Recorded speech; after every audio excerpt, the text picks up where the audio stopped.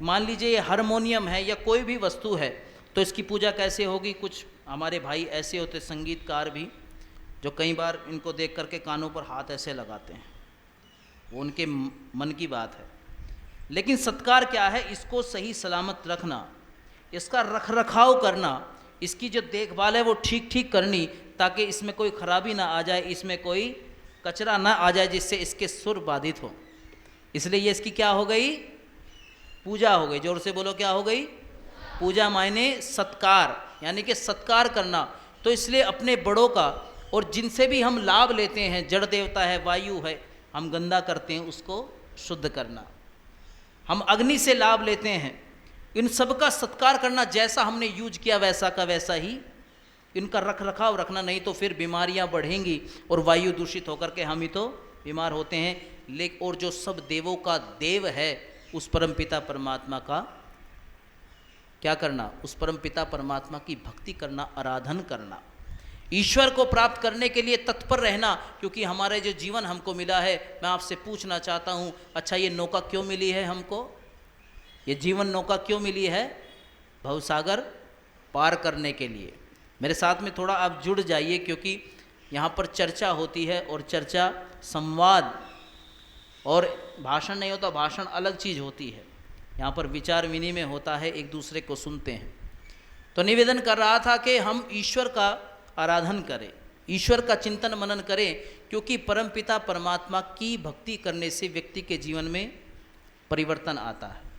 ऋषि दयानंद जी महाराज ने तो कहा है, पूछा गया कि महाराज आप ईश्वर की भक्ति कहते हैं, ईश्वर की भक्ति करने का लाभ क्या है? तो वहाँ पर कहा ऋषिवर ने कि देखो, ईश्वर की भक्ति करने का लाभ ये है कि पहाड़ जैसी आपत्ति विपत्ति भी आ जाए तो ये जीव तिल मात्र भी विचलित, ये सह लेता है, झेल लेता है, ये इसको सहन करने की सहन शक्ति अंदर होती है। इसलिए ये क्या थोड़ा लाभ है? इससे बड़ा लाभ और कौन होगा? आज हम देखते हैं बच्चों, किसी बच्चे के नंबर कम आए तो क्या लगा ली? फांसी लगा ली। घर से नाराज हो गए, जाकर के डूब गए। तो ये क्या है? ये आत्मिक बल की कमी है। परमात्मा की भक्ति करने से बंधुओं आत्मिक बल की प्राप्ति होती है, जिससे व्यक्ति दुखों से घबराता नहीं है, बल्कि अड़ जाता है। उसे विश्वास होता है, उसके अंदर वो भरोसा होता है कि परमात्मा मेरी सहाय जरूर करता है, क्योंकि वो पिता है। और पिता किसको कहा गया? जो रक्षा करता है। पारक्षणे धातु से बनता है पिता पति, यानी कि जो रक्षा करने वाला है वह पिता है। वह हर समय हमारी रक्षा करता है, लेकिन हम धैर्य धारण तो करें। एक घटना आपको सुनाता हूँ, और बिल्कुल सच्ची घटना, यथार्थ घटना है। एक बार हमारे दादा गुरुदेव पंडित रघुवीर शरण बेचैन जी कि ईश्वर कैसे हमको बचाता है आपत्तियों से, विपत्तियों से। मैं आप बच्चे बैठे हैं, आपसे भी निवेदन करूंगा कि अपने मार्क्स के लिए आप पढ़ाई ना करें, अपने आप को विद्वान बनाने के लिए, अच्छा शिक्षित बनाने के लिए पढ़ाई करें। ये मत देखें, उसके स्ट्रेस में मत आए, भरोसा रखें अपनी काबिलियत पर, अपने ऊपर, और मजबूत बन करके रहें। सुबह शाम ईश्वर का चिंतन मनन भी किया करें। क्यों? सुबह जब विद्यालय जाते हो तो वहाँ प्रार्थना करते हो कि नहीं? और इसीलिए करते हैं, परमात्मा हम अंदर से मजबूत बने, अंदर से ताकतवर बने, बाहर से भी ताकतवर बने, जो इन संसार के जितने भी दुख झमेले हैं, कष्ट हैं, उन सबको सह जाएं। तो घटना मैं सुना रहा था, वो घटना बिल्कुल सत्य आधारित घटना है कि परमेश्वर हमें कैसे डूबतों को बचा लेता है, कैसे हमें बड़े कष्ट में होते हैं वो हमारी रक्षा कर देता है, और हम देखते रह जाते हैं परमात्मा कैसे, मुझे तो चारों तरफ से कोई मार्ग दिखाई ना देता था, लेकिन आपने मुझे बचा लिया। वहाँ पर एक घटना हुई, तो उस घटना को उन्होंने लेखबद्ध किया एक गीत के माध्यम से, और गीत बड़ा सुंदर है। आप एक एक शब्द पर ध्यान देंगे और देखेंगे कि परमात्मा रक्षा कैसे करता है। जो दुनिया में बुरा काम करते हैं उनका हमेशा ही पतन हुआ है, उनको हमेशा ही पतन हुआ है एक समय के बाद में, इसलिए बुरा काम करना नहीं चाहिए। गीत सुनिएगा।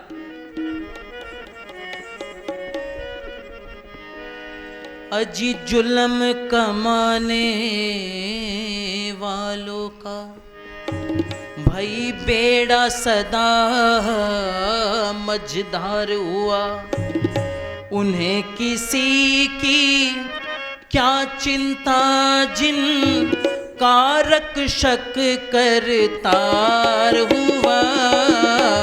जुल्म कमाने वालों वालों का भाई बेड़ा सदा मझधार हुआ। उन्हें किसी की क्या चिंता जिन का रक्षक निराकार हुआ। जुल्म कमाने वालों का भाई बेड़ा सदा मझधार हुआ। और घटना क्या थी? वहाँ पर एक स्टेशन पड़ता है हरिद्वार ज्वालापुर से पहले, पथरी स्टेशन आता है। तो वहाँ पथरी की ये घटना है। और क्या होती है? पथरी नदी की ढांग के नीचे एक गौ माता रही थी चल। वहाँ पर पथरी जो गंगा नदी बहती है उसकी ढांग के ऊपर एक गौ माता चल रही थी ऐसे ही। तो वहाँ दादा गुरु हमारे घूमने के लिए गए शाम को कार्यक्रम में। तो एक व्यक्ति उधर से दौड़ करके आया और दौड़ करके आकर के उसने बताया कि महाराज श्री आप इधर मत जाइए अभी घूमने के लिए। कहने लगे क्यों? क्योंकि अभी अभी एक ऐसी घटना हुई है जिससे आपको कुछ ना कुछ यहाँ पर खतरा हो सकता है, इसलिए सुरक्षित नहीं है क्षेत्र, आप वापस लौट जाइए। तो उन्होंने सारी घटना बताई थी जो वास्तविक घटना देखी हुई थी। तो वो क्या थी कि वहाँ पर एक गौ माता चल रही थी। पथरी नदी की ढांग के नीचे एक गौ माता रही थी जय। हरी हरी वो दूब चरती नहीं बात का था फिक्र। इतने में ही पानी पीने आ गया वहाँ पर शेर बबर। देख किनारे खड़ा शेर को गौ माता वो गई थी डर। देख गऊ को वो शेर बबर भई, देख गऊ को शेर बबर वो मन में खुश अपार हुआ। उन्हें किसी की क्या चिंता जिन का रक्षक करतार हुआ। जुल्म कमाने वालों का भाई बेड़ा सदा मझधार हुआ। उन्हें किसी की क्या चिंता जिन का रक्षक निराकार हुआ। तो जैसे ही हरी हरी दूब चल रही थी, घास चल रही थी गौ माता, तो ढांग के ऊपर से शेर आ जाता है। और शेर जैसे ही आया तो जो बलवान होता है उसको देख करके तो डर लगता ही है। और शेर ने मन में अपने विचारा कि आज तो तेरा शिकार, क्योंकि जिसको अपने भोजन की तलाश उसको भोजन मिल जाए तो इससे अच्छी और क्या बात होगी। तो शेर ने देखा भाई आज तो मिल गया शिकार। और गौ माता डर गई और डर करके सोचा कि अब मैं कहाँ जाऊँ। कई बार हम भी ऐसी आपत्ति और विपत्ति में पड़ते हैं कि हम देखते हैं कि हम कैसे बचे, परमात्मा हमें कैसे निकाले, इस भयंकर दुख से हमें कैसे निकाले, कैसे निकले प्रभु, ये नैया पार कैसे हो। लेकिन फिर ऐसी कृपा होती है, ईश्वर हमें बचा लेते हैं क्योंकि वो दयावान है, वो परमात्मा कृपा करते हैं अपनी। तो परमेश्वर ने कैसे रक्षा की गौ माता ने मन में, वो कहते हैं कि मरता क्या नहीं करता, वो तो सब चीज़ करता है। तो गौ माता ने एक मन में विचार लाया कि मैं ऐसा करती हूँ बचने के लिए, क्योंकि आगे नदी थी। तो माता ने सोचा जल के अंदर घुस जाऊं ऐसा गौ माता ने विचारा था। अब देखना आपत्ति कैसे पड़ती है। जब घुसने लगी जल में तो एक नाकू भी दांव लगा रहा था। नाकू बोलते हैं किसको? मगरमच्छ का एक नाम नाकू भी होता है, नाकू भी बोलते हैं। जब देखा कि मैं जल में घुस जाऊं मेरी जान बचेगी, तो देखा कि आगे मुंह फाड़े हुए एक मगरमच्छ भी आ गया। और मगरमच्छ भी आ गया तो दोनों तरफ से परेशानी हो गई। जल के अंदर घुस जाऊं ऐसा माता ने विचारा था। जब घुसने लगी जल में तो एक नाकू भी दांव लगा रहा था। ऊपर शेर और जल में नाकू वहाँ जाने का घारा था। दोनों दुश्मन त्यार खड़े, बस रक्षक ईश्वर प्यारा था। सबसे पहले शेर बबर वो, सबसे पहले शेर बबर गऊ को खाने को तैयार हुआ। उन्हें किसी की क्या चिंता जिनका रक्षक निराकार हुआ। जुल्म कमाने वालों का रे भाई बेड़ा सदा मझधार हुआ।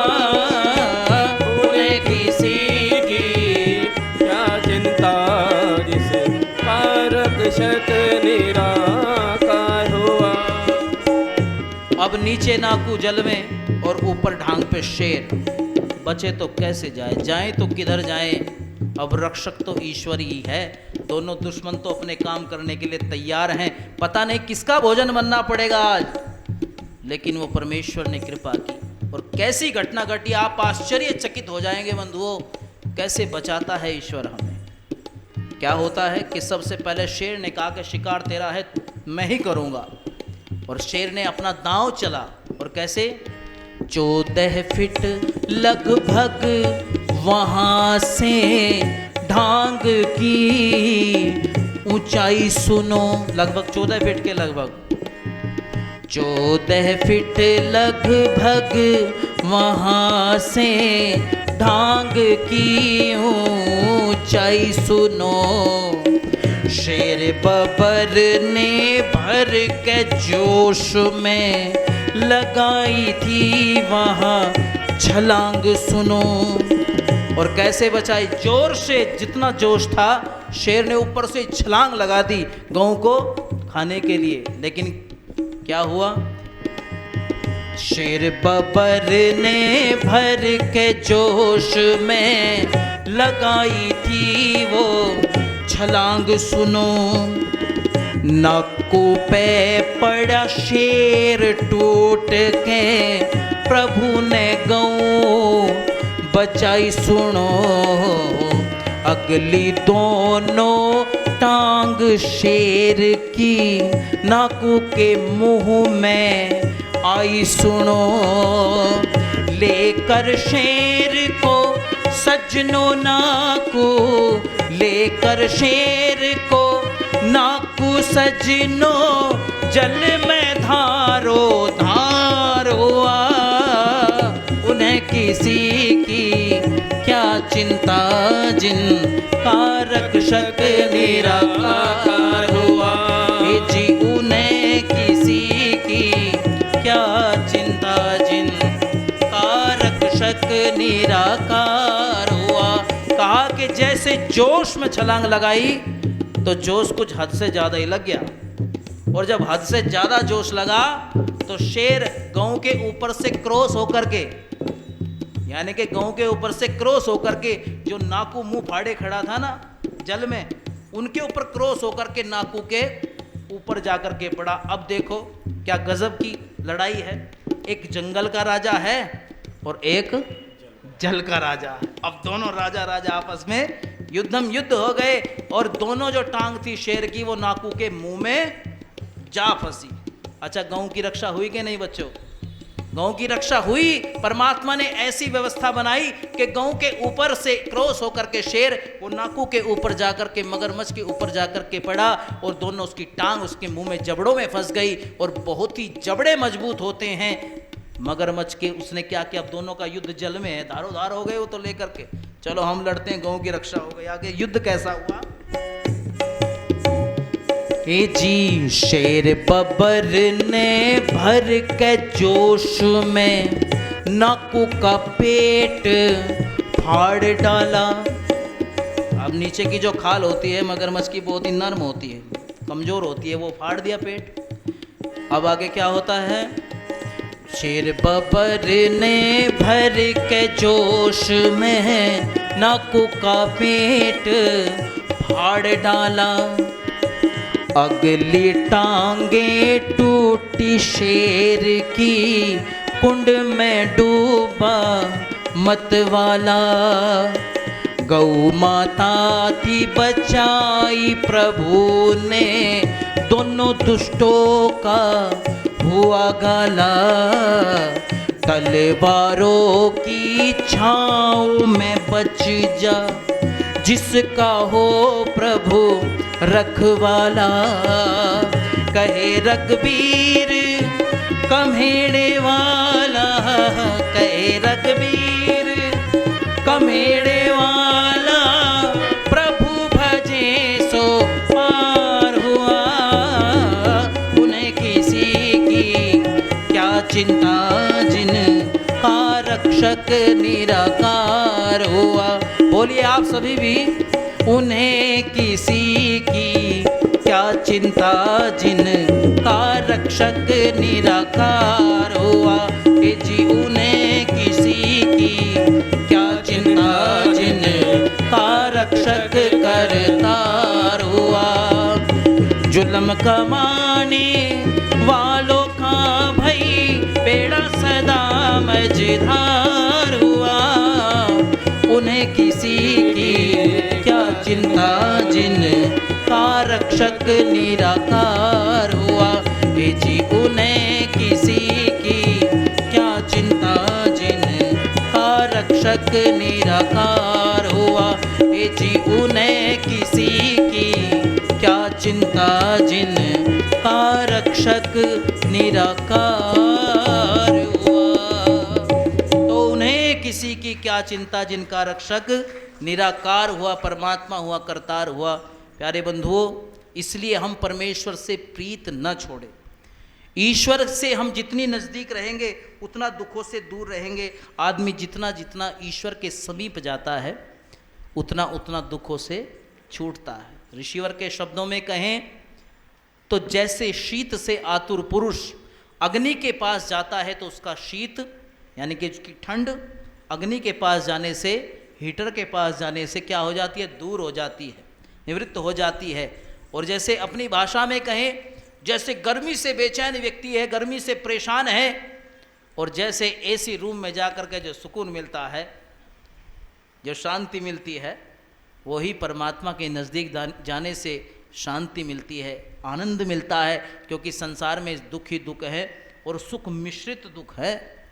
आप बढ़िया गाड़ी में बैठ कर के जा रहे हो, आज बताओ आनंद आता है कि नहीं आता है? अच्छा लगता है, एसी गाड़ी है, बढ़िया जा रहे हैं आनंद से। लेकिन गाड़ी कहीं मार्ग में जब खराब हो जाए तो अच्छा दुख मिलेगा कि सुख? वो सुख जो हम ले रहे थे, वो सुख जो है उसमें दुख आ गया, गाड़ी खराब हो गई, चलनी नहीं है, परेशान हो गए। तो संसार के जितने भी सुख हैं वो दुख मिश्रित हैं, उनमें दुख भी प्राप्त होता है। इसलिए अगर दुखों से बचना चाहते हैं तो हमको जो है वो धर्म के कार्य करने पड़ेंगे, क्योंकि सुखस्य मूलम जो है वो धर्म है, सुख का मूल धर्म है। हमें ईश्वर के समीप जाना पड़ेगा, जीवन में धारण करनी पड़ेंगी वो बातें जो हमें दुख से छुड़ाने वाली हैं। क्योंकि ईश्वर में आनंद ही आनंद है, वो सतचित आनंद है। और वो ऐसे रक्षा करते हैं, जब दोनों की लड़ाई हुई तो एक दूसरे ने एक दूसरे का नुकसान किया, और शेर भी डूब करके मर गया और जल का राजा भी।